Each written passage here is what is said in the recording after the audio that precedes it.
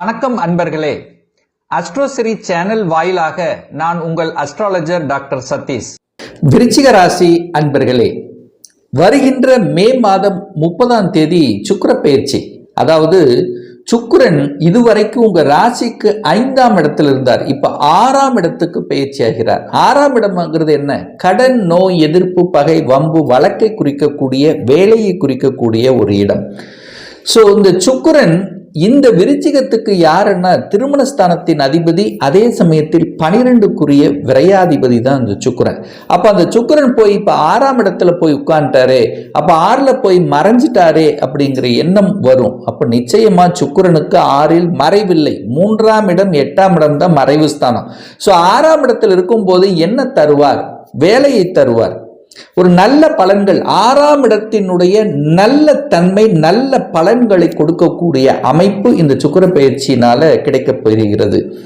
அப்போ வேலையில செட்டில் ஆகாத, வேலை இல்லாத, வேலையை தேடிக்கொண்டிருக்கக்கூடிய இந்த விருச்சிகத்துக்கு இந்த சுக்கிர பயிற்சிக்கு அப்புறம் வேலை கிடைத்து விடும் அப்படிங்கிறது தான் அமைப்பு. அந்த சுக்கிரனுங்கிறது 7க்குரியவன் அல்லவா? அப்ப 7க்குரியவன் 6ஆம் இடத்தில் இருக்கும்போது கணவன் அல்லது மனைவி, கணவனுக்கு வேலை இல்லை அல்லது மனைவிக்கு வேலை இல்லை என்று நினைத்து கொண்டு அதில் ஒரு தேடுதல் இருக்கக்கூடிய அத்துணை விருச்சிகத்துக்கும் கணவன் அல்லது மனைவி செட்டில் ஆகக்கூடிய, வேலையில் செட்டில் ஆகக்கூடிய வாய்ப்புகளையும் சந்தர்ப்பங்களையும் உருவாக்கும். அதை சரியான முறையில் உபயோகித்துக் கொள்வது சிறப்பு அப்படிங்கிறத சொல்றேன். ஆனால் அதே சமயத்தில் அகம் சார்ந்த விஷயத்தில், அகம்னா என்ன? மனசு சம்பந்தப்பட்ட. ஏன்னா 7க்குரியவன் தனக்கு, அதாவது தனக்கு 12ல் போய் மறைகின்ற காரணத்தால் கணவன் மனைவிக்குள்ள உறவுகளை கொஞ்சம் புதுப்பித்து கொள்ள வேண்டும், கொஞ்சம் விட்டு கொடுத்து அனுசரணையோடு செல்லணும் அப்படிங்கிறதையும் ஞாபகத்தில் வைத்துக் கொள்ளுங்கள் இந்த விருச்சிக ராசி அன்பர்கள். ஏன் சொல்கிறேன் அப்படின்னா, அதுவும் குறிப்பாக இந்த மே மாதம் 30ஆம் தேதியிலிருந்து ஜூன் மாதம் 12ஆம் தேதி வரை அந்த சுக்கிரன் கேதுவோட நட்சத்திரத்தில் பிரயாணம் பண்ணுறார். ஸோ அந்த காலகட்டம் மட்டும் கொஞ்சம் அனுசரித்து, கணவன் மனைவிக்குள்ளே கொஞ்சம் விட்டு கொடுத்து அனுசரித்து போகணுங்கிறத மனசில் பதிவைத்தாலே போதுமானது. அதற்கு அப்புறம் பார்த்தீங்கன்னா, இந்த ஜூன் மாதம் 12ஆம் தேதியிலிருந்து 25ஆம் தேதி வரை சுக்கிரன் தன்னுடைய சொந்த நட்சத்திரத்திலேயே பயணிக்கிறார். அப்போ அந்த சொந்த நட்சத்திரத்தில் பயணிக்கும் போது அந்த சுக்கிரன் வலுப்பெறுகிறது அப்படின்னு அர்த்தம். ஸோ அந்த காலகட்டத்தில் கணவன் மனைவிக்கு நல்ல வேலை அமைஞ்சிரும். கணவன் மனைவி வெளிநாட்டுக்கு போகணும் அப்படின்னு நினைப்பில் இருக்கிறவங்களுக்கு சாத்தியமாகும். அதாவது வெளிநாட்டு வேலை, அந்நிய மதத்தினருடைய தொடர்புகள், அல்லது ஒரு தகவல் தொடர்பு துறையில் இருக்கிறாங்கன்னா அப்படியே வெளியில் போகணும், வெளிநாட்டில் போய் வேலை பார்க்கணும் அப்படின்னு இருக்கிறவங்க, ஒரு 3 மாதம் 4 மாதம் இருக்கணும் அப்படின்னு நினச்சிட்டு இருக்கிறவங்க, அல்லது அங்கேயே போய் செட்டில் ஆகணும் அப்படின்னு நினைத்து கொண்டிருந்தவர்கள், அவர்களுக்கெல்லாம் சாதகமான சூழ்நிலையை நிச்சயமாக உருவாக்கும். இந்த வெளிநாடு, வெளி மாநிலம், அந்நிய தொடர்புகளுக்கு இந்த விருச்சிகத்துக்கு இந்த காலகட்டம் ஆஃப்டர் சுக்கிர பயிற்சிக்கு அப்புறம் அனுகூலம். ஏன் இதை ஸ்ட்ராங்காக சொல்கிறேன் அப்படின்னா, அந்த சுக்கிரன் தன்னுடைய வீட்டை பார்க்குறார். எந்த வீட்டை பார்க்குறார்? 12ஆம் இடம் என்கின்ற அந்த வீட்டை பார்க்குறார். அது நகருதல் அப்படின்னு குறிக்கக்கூடிய, வெளிநாட்டை குறிக்கக்கூடிய ஒரு இடம். ஸோ அந்த இடத்தை பார்க்கின்ற காரணத்தால் நிச்சயமாக நீங்கள் நகருவீர்கள். எங்கே நகர்வீங்கள்? உங்கள் இருப்பிடத்தை விட்டு வெளியே நகர்வீர்கள். உங்கள் டிஸ்ட்ரிக்டை விட்டு அதர் டிஸ்ட்ரிக்ட் செல்வீங்க, அல்லது வெளி மாநிலத்துக்கு செல்லக்கூடிய அமைப்புகள், சந்தர்ப்பங்கள், அல்லது வெளிநாட்டுக்கு போகக்கூடிய வாய்ப்புகள், சந்தர்ப்பங்களை உருவாக்கும். நீங்கள் எந்த தொழிலில் இருக்கிறீர்களோ அந்த தொழில் ரீதியாக வெளிநாட்டு வாணிபங்கள், வெளிநாட்டு தொடர்புகளை கொடுக்கக்கூடிய ஒரு அற்புத பயிற்சியாக இந்த சுக்கிரன் அமையப் போகிறது. நிறைய பேர் வேலைக்காக ஒரு இடமாற்றத்தை நினைத்து கொண்டிருப்பவர்கள், ஒரு ப்ரமோஷனுக்காக நினைத்து கொண்டிருப்பவர்கள், ஏன்னா வேலை நன்றாக அமைய போகுது. ஏன்னா 6ஆம் இடத்துல போய் உட்கார்ந்துருக்கார். 6ஆம் இடத்தில் ஒரு சுபகிரகம் இருக்கும்போது சுபத்தன்மையை தரும். சுக்கிரன் யாரு? வீடு, வண்டி, வாகனத்துக்கு அதிபதி தான் அந்த சுக்கிரன். 6ஆம் இடத்துல இருக்கும்போது கடன் கிடைக்குமா? ஒரு இடத்தை வாங்குறதுக்கு கடன் அப்ளை பண்ணால் இம்மிடியேட்டாக உங்களுக்கு சேங்ஷன் ஆயிரும். அப்போது கடன் கிடைக்கும். வீடு வாங்குறதுக்கு அல்லது நிலம் வாங்குறதுக்கு, இடம் வாங்குறதுக்கு, ஸோ இதெல்லாம் சாதகமான சூழ்நிலையை உருவாக்கும். கடன் பெற்று தரும். ஆனால் கடன் என்ன, தன்னுடைய கெப்பாசிட்டி போகக்கூடாது. இது மட்டும் மைண்டில் வச்சுட்டா போதும். ஏன்னா 6ஆம் அதிபதி நீச்சமாக இருக்கார். அதுக்கப்புறம் ஒரு 10ஆம் இடத்துல போய் உட்கார போகிறார். அப்போது வேலை சிறப்பு, கடன் கிடைக்கும், தொழில் மாற்றம், உத்தியோக மாற்றம், ஊர் மாற்றம், இடமாற்றம் எல்லாம் சிறப்பு பெறக்கூடிய ஒரு நல்ல மாதமாக அமையும்.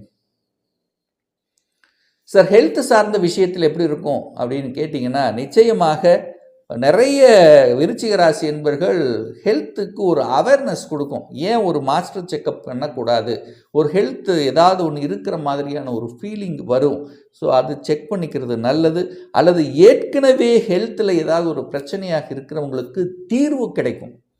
ஸோ ஒரு மாற்றத்தை சந்திப்பீங்க, ஒரு சேஞ்சஸ், ஒரு ஹாஸ்பிட்டல் சேஞ்சஸ் பண்ணுவீங்க, அல்லது டாக்டர் சேஞ்சஸ் பண்ணக்கூடிய அமைப்பு. ஸோ எப்படியோ ஒன்று சரியாகக்கூடிய சந்தர்ப்பங்களை உருவாக்கும், தீர்வு கிடைக்கும்.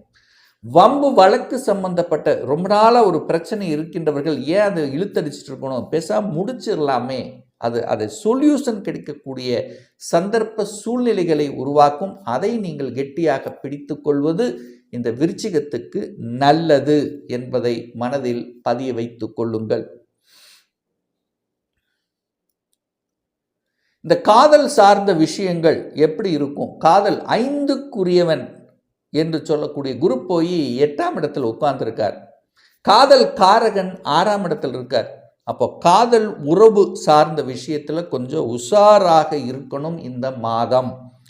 இந்த விருச்சிக ராசி என்பர்கள் காதல் உறவு சார்ந்த விஷயங்களில் ரொம்ப ரொம்ப கவனமாக இருக்கணும். ஏன்னா 5க்குரியவன் 8ல் போய் மறைந்திருக்கின்ற காரணத்தாலும், கலத்திர காரக கிரகம் என்று சொல்லக்கூடிய சுக்கிரன் 6ஆம் இடம் என்று சொல்லக்கூடிய எதிர்ப்பு ஸ்தானத்தில் இருக்கிறதுனால கொஞ்சம் உஷாராக இருக்கணும். ஏற்கனவே காதல் இருக்கிறவங்க கொஞ்சம் விட்டு கொடுத்து அனுசரணையோடு நடந்துக்கணும். ஸோ இதெல்லாமே கொஞ்சம் பார்த்துக்குங்க இந்த காலகட்டம். சரி, திருமண சுப காரியங்கள் நடக்குமா? சுக்கிரன் போய் 6ல் மறைஞ்சிட்டாரு, குரு போய் 8ல் மறைஞ்சிட்டாரு. திருமண சுப காரியங்கள் நடக்குமா? திடீர் என்று சக்சஸ் ஆகும்.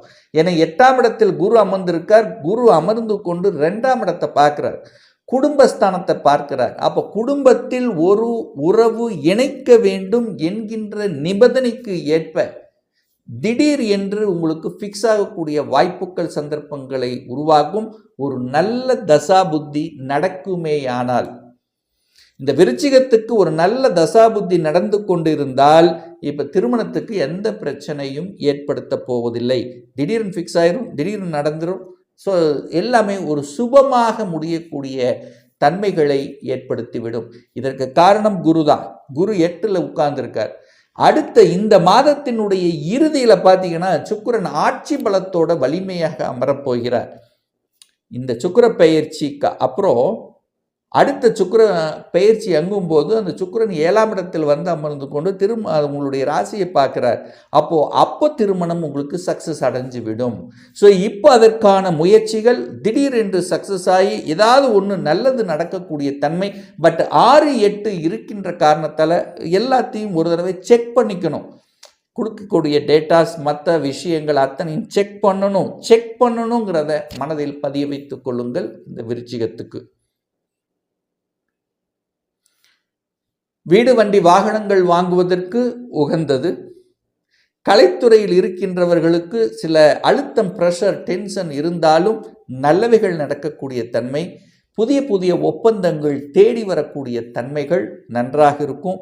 அதே சமயத்தில் அரசாங்க வேலைக்கு இது சாதகமான ஒரு காலகட்டமாக அமையும். சுக்கிரன் சூரியனுடைய நட்சத்திரத்தில் பிரயாணம் பண்ணுறார். எப்போ? வருகின்ற ஜூன் மாதம் 12லிருந்து 25 வரை. ஸோ அந்த காலகட்டத்தில் அரசு சார்ந்த விஷயங்கள் அல்ல அனுகூலத்தை கொடுக்கக்கூடிய அமைப்பு, அரசு எக்ஸாம் எழுதணுங்கிற எண்ண ஓட்டங்களை கொடுக்கும். நல்ல கோர்ஸ், உங்களுக்கு பிடித்த கோர்ஸ் எடுத்து படிக்கக்கூடிய அமைப்புகள் நன்றாக இருக்கிறது. அப்போ மாணாக்கர்களுக்கு பிடித்த கோர்ஸ் படிக்கக்கூடிய அமைப்புங்கிறது சிறம்பட இருக்கிறது. என்ன கொஞ்சம் ஆலோசனைகளை, நான் இதை தான் படிக்கணும், இதை தான் பண்ணணுங்கிறத உங்கள் ஒரு நல்ல ஆலோசனை, நல்ல குருமார்களுடன் கலந்து ஆலோசித்து எடுப்பது நல்லது. தன்னந்தனியாக முடிவெடுப்பதை விட ஆலோசனை செய்து முடிவெடுப்பது நல்லது என்கிறதை ஞாபகத்தில் வைத்து கொள்ளுங்கள். ஏன் சொல்கிறேன் அப்படின்னா, 5ஆம் அதிபதியாக இருக்கக்கூடிய குரு பகவான் போய் 8ல் மறைஞ்சிருக்கின்ற காரணத்தாலையும், அந்த புதனும் போய் 8ல் மறைஞ்சிருக்கிறதுனால கொஞ்சம் எடுத்தமோ கவுத்தமோ அப்படின்னு இல்லாமல் கொஞ்சம் ஆலோசனை பண்ணி இதை படிக்கலாமா அதை படிக்கலாமா, ஸோ என்ன எடுத்தால் நமக்கு ஃப்யூச்சர் நன்றாக இருக்கும், என்ன கொடுப்பினை இருக்குங்கிறது தெரிஞ்சுட்டு எடுக்கிறது சிறப்பு அமையும். ஸோ ஆக மொத்தம் இந்த விருச்சிகத்துக்கு இந்த சுக்கிர பெயர்ச்சினால வேலை சார்ந்த விஷயத்தில், வேலைகள், அது வேலை சம்பந்தப்பட்ட விஷயத்தில் ஒரு நல்ல, அதாவது வேலைக்காக உங்கள் பழைய நண்பர்கள் யாராவது ஒரு உறவு, அதாவது உங்கள் விட்டு போன சில உறவுகளால் அந்த வேலைக்கு ஒரு நல்ல இது நடக்கக்கூடிய அமைப்புங்கிறது தென்படுகிறது. ஏன்னா சுக்கிரன் இருக்கார் அல்லவா, அந்த சுக்கிரன் என்பது கலத்திரம் சார்ந்த விஷயத்தில், கலத்திரம் அப்படின்னா ஆணாக இருந்தால் பெண்கள், பெண்களாக இருந்தால் ஆண்கள். ஸோ இந்த விதத்தில் நண்பர்கள் துணை அப்படிங்கிறது நிச்சயமாக இந்த வேலை சார்ந்த விஷயத்தில் உங்களுக்கு நல்லது நடக்கக்கூடிய அமைப்புங்கிறது இந்த மாதம் சிறப்பு பெறும் அப்படின்னு நான் சொல்லுவேன். அதாவது இந்த சுக்கிர பயிற்சியால் சிறப்பு பெறும். இந்த சுக்கிரன் பயிற்சி ஆன பிறகு பார்த்தீங்கன்னா வேலையில் செட்டில் ஆவீங்க. ஒரு நல்ல வேலை, படித்த படிப்புக்குண்டான வேலை கிடைக்கும். தொழில் மாற்றம் என்பது சிறப்பு இருக்கும். இடமாற்றம், ஊர் மாற்றம், உத்தியோக மாற்றம், அடிஷ்னல் ரெஸ்பான்சிபிலிட்டிஸ், அடிஷ்னலை எடுத்து படிக்கிறது, இதற்கெல்லாமே சிறப்பு பெறக்கூடிய ஒரு பயிற்சியாக நிச்சயமாக இந்த விருச்சிகத்துக்கு அமையும். ஒரு துல்லிய பலன் வேணும். அதாவது இந்த 2025 சொந்த தொழில் செய்வதற்கான விதி கொடுப்பினை நம்முடைய ஜாதகத்தில் இருக்கிறதா? அப்படி இருக்கக்கூடிய பட்சத்தில் எப்போ நம்ம சொந்த தொழிலை செய்யலாம்? எந்த கோர்ஸ் படிப்பதற்கான கொடுப்பினை நம்முடைய ஜாதகத்தில் இருக்கு. அப்போ எந்த கோர்ஸ் எடுத்து படித்தா நம்முடைய ஃபியூச்சர் நன்றாக இருக்கும்? திருமண தடை நடந்து கொண்டே இருக்கு, எப்போ தான் நமக்கு திருமணம் ஆகும்? எப்போ நமக்கு குழந்தை பாக்கியம் கிடைக்கும்? எப்போ நமக்கு ப்ரமோஷன் கிடைக்கும்? இது போன்ற கேள்விகளுக்கு துல்லியமான பதிலை நம்மால் கூற முடியும். ஒரு பர்சனல் கன்சல்டேஷன் எடுத்துக்கணும், ஒரு சுய ஜாதகம் பார்க்கணும் என்று விருப்பமுடைய அன்பர்கள் டிஸ்பிளே தெரியக்கூடிய நம்பருக்கு வாட்ஸ்அப் மூலியமாகவோ ஃபோன் கால் மூலியமாகவோ தொடர்பு கொண்டு அப்பாயின்மெண்ட் பெற்றுக்கொண்டு கன்சல்டேஷன் எடுத்துக்கலாம். நம்முடைய அலுவலகம் கோயம்புத்தூரில் அமைந்துள்ளது. அதாவது கோயம்புத்தூரிலிருந்து மேட்டுப்பாளையம் செல்லும் வழியில் வெள்ளக்கிணறு பிரிவு பக்கத்தில், அதாவது அன்னபூர்ணா ஹோட்டலுக்கு அருகில் அமைந்துள்ளது. பிரியர் அப்பாயின்மெண்ட் வாங்கிட்டு நேரடியாக கன்சல்டேஷன் எடுத்துக்கலாம். ஸோ ஆன்லைன் மூலமாகவும் கன்சல்டேஷன் இருக்கிறது.